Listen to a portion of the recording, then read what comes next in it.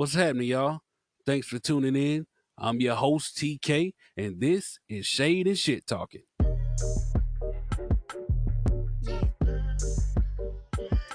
Careful,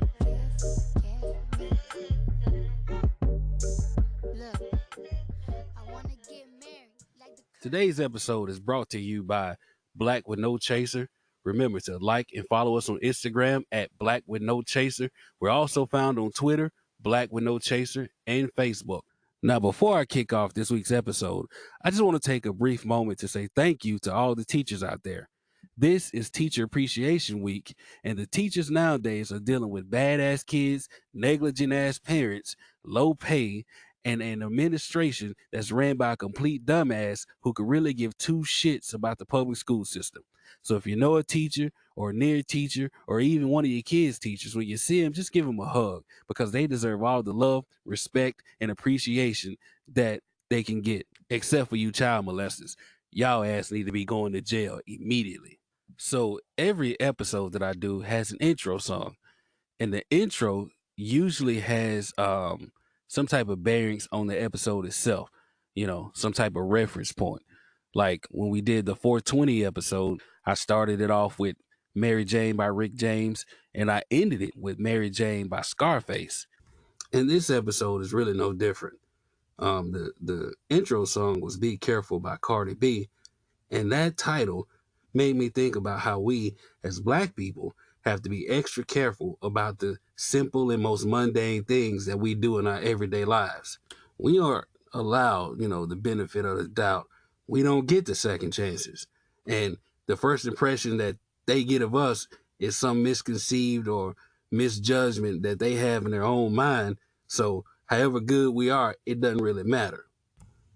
Speaking of simple things that we can't do, there's yet another thing that's being added to the long and ever-growing list of things that Black people can't do, and that's loading luggage into a car. So, 3 Black filmmakers were staying at an Airbnb in California. Upon checking out and loading their stuff in the car and leaving, they were surrounded by 7 police cars and a helicopter. So, the officer told them that they received a call that 3 Black people were breaking into houses and stealing luggage. Now listen, I've had my shit broken into before, and believe me, them niggas took everything except my goddamn suitcases. But anyway, so the officer went on to tell them that they were called by super prejudiced, super racist, and super bigoted Karen from across the street. So the call goes that she called and told them that the main reason why she called was because they didn't wave to her funky ass. So I guess you can't not wave while Black either. So the sergeant showed up on the scene because they actually locked the entire neighborhood down over some goddamn suitcases. Now, according to the Black filmmakers, they had to show their paperwork showing where they actually checked out of the Airbnb. They also had to call the owner of the house and let them talk to her and explain the whole situation. Also, according to the Black filmmakers, they said that the sergeant on the scene really told them that he didn't believe them because he had never heard of an Airbnb. Well, I'm willing to bet you anything that that motherfucker heard of MAGA.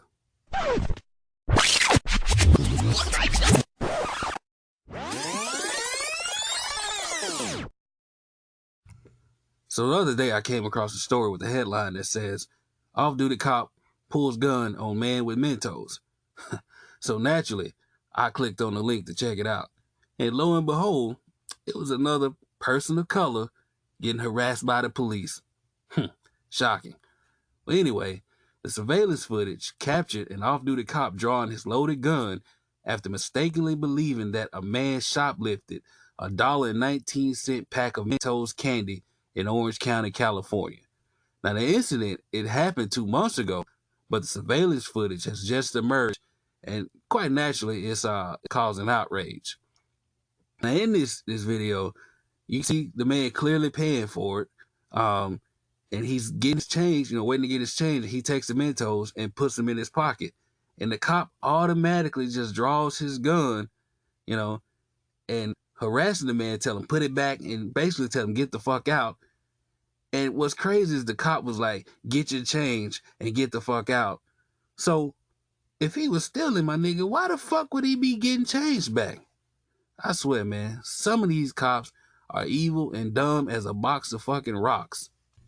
So then the cop asked the cashier, did the man pay for it? And the cashier replied, yeah. And the cop was like, are you sure? Like, motherfucker, he's standing right there with the cashier, did not move. And of course he's sure. But, once again, it goes back to, us not getting the benefit of the doubt and all of that.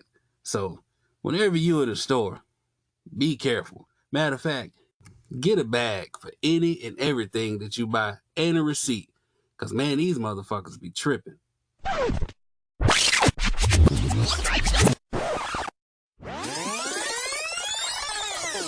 So listen, now, I'm not the type of person to relish or celebrate anybody's death, but this next story, man, I don't know. Let me tell you the headline. So, a bear mauls and kills man in India after man tries to take a selfie with injured animal.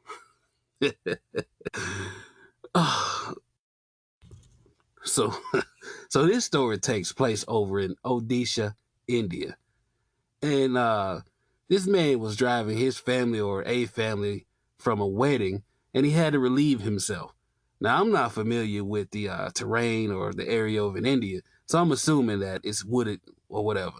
But anyways, he goes into the woods to relieve himself, and he sees a bear who's lying on the grass.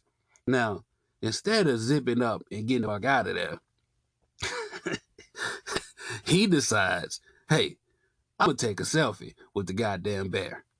Now, witnesses say that the bear started to maul him shortly after he approached. I mean, no shit. The bear is injured, probably scared, whatever. So it's no surprise that he attacked this man. Well, a ranger for the forest where the attack occurred said in a statement that the man died instantly, and the bear involved is currently being treated for injuries. He probably chipped a tooth or something biting in his ass. But anyways, hey, if you're ever in the woods and you see an injured animal, just be careful. Get out of there. And most of all, don't try to take a goddamn selfie with it.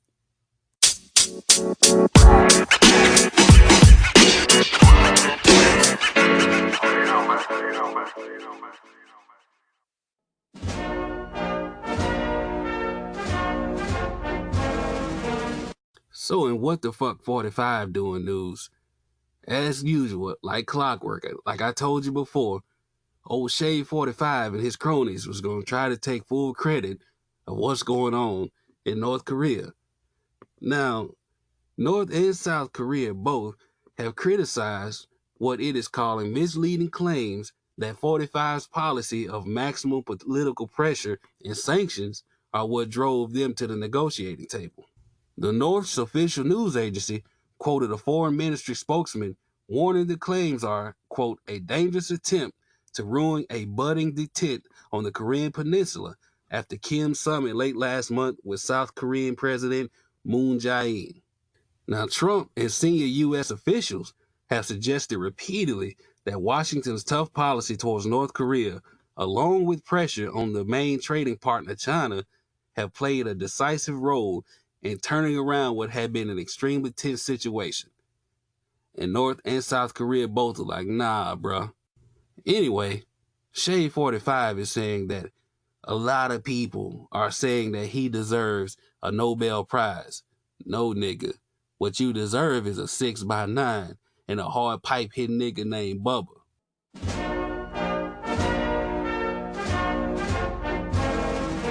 In other Man Fuck 45 news, John McCain, at 81 years of age and battling brain cancer, has said he only wants Mike, I Hate the Gays Pitts, at his funeral and not Orange Shade 45.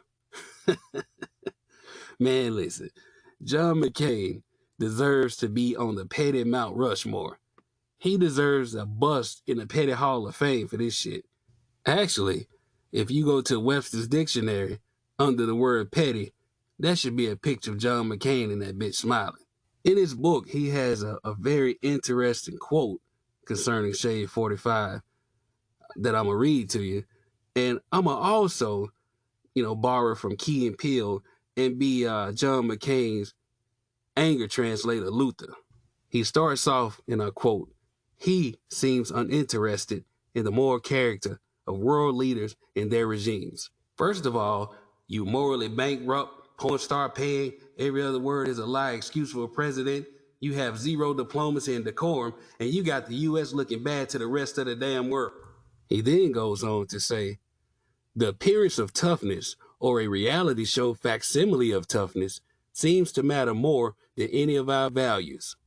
Bruh, this weak ankle draft dodging coward fronts like he tough, but he weak as fuck, and he's putting on a front for his ass backwards blind followers. Oh, and he has no soul. He closes the statement by saying, and I quote, "Flattery secures his friendship, criticism his enmity." Look, bitch, even if I were to live another 40 years, I still wouldn't kiss your orange ass. Oh, and Obama makes your wife smile more than you ever did. So tune in next week to Man Fuck 45, because I'm pretty sure he's going to do something else to anger everybody.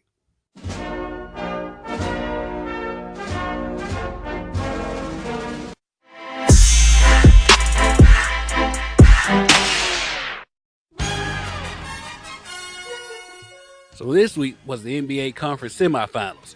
Let's go with the rundown. The Cleveland Cavaliers, led by LeBron James, with Tristan I Cheat Thompson Kardashian and 3 other niggas you may have never heard of, squared off against the Toronto Baby Dinosaurs with superfan and well-known sports groupie Drake on the sideline, who, by the way, was about to get a full-ride scholarship to Dem Hands University, courtesy of Kendrick Perkins last week. In a one-sided series, as usual. Ending with Toronto getting swept. LeBron single-handedly out there killed the hoop hopes and dreams of an entire nation with ease like Thanos, all the while singing a remix of Drake's hit called Bronze Plan. Also in the Eastern Conference, the Boston Celtics, without star point guard and flat earth theorist Kyrie Irving, are taking on the 76ers of Philadelphia. Between Starbucks, Meek Mill, and this series, the city of Philly stayed taking L's. But Embiid, that dude though, and hey, at least you got the Eagles, Philly. Over in the Western Conference, you have the Utah Jazz, led by do-it-all super rookie Donovan Spider Mitchell, facing my pick to win it all, the Houston Rockets, with CP3 and James Allbeard no defense Harden. This one was pretty much a wrap from the beginning too. Utah went from playing jazz to singing the blues. Oh, and Jordan did push off on Byron Russell. Our other Western Conference matchup, you had the Golden State Warriors featuring the 2 light-skinned assassins, Steph Curry and Klay Thompson, with Kevin, what the fuck is a hairbrush Durant, and of course, Donkey from Shrek, Draymond Green, taking on and beating the shit out of the New Orleans Pelicans with Anthony Unibrow Davis and 4 beignets. Well, New Orleans, at least you got Bourbon Street. Look, it's like I said before, it doesn't matter if it's against Boston, Cleveland, Golden State, or even the Monstars from Space Jam. It's Rockets in 4.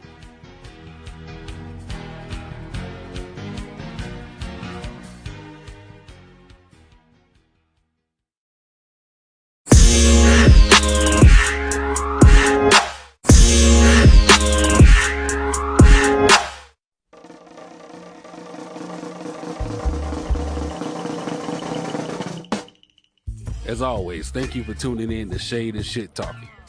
I appreciate the love, encouragement, and support. I also appreciate the criticism as well. It helps me to get better. You can find us on Podbean.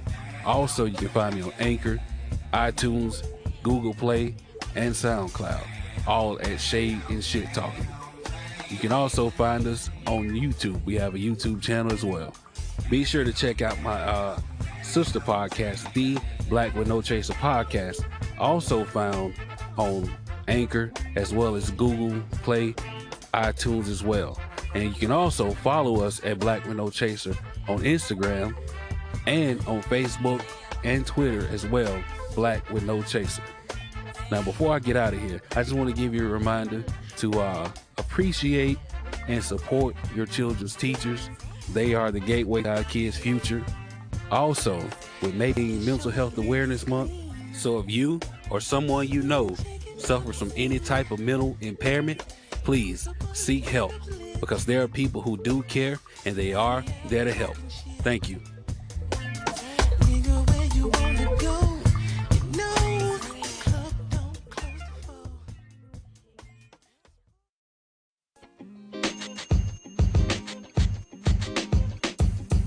The podcast you just heard was recorded with Anchor. If you want to make your own, download the Android or iOS app completely free from anchor.fm/podcast. That's anchor.fm/podcast.